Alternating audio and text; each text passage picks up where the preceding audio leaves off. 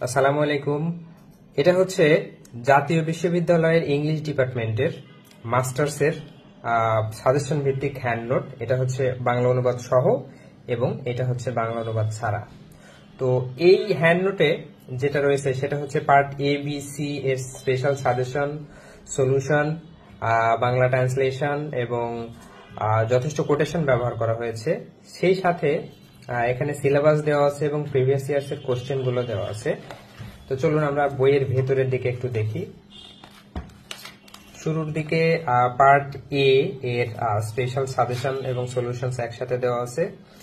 এরপরে হচ্ছে part B এবং পার্ট সি এর অনুবাদ সহ উত্তর, এবং এখানে দেখতেই পাচ্ছেন যে যথেষ্ট কোটেশন ব্যবহার করা হয়েছে।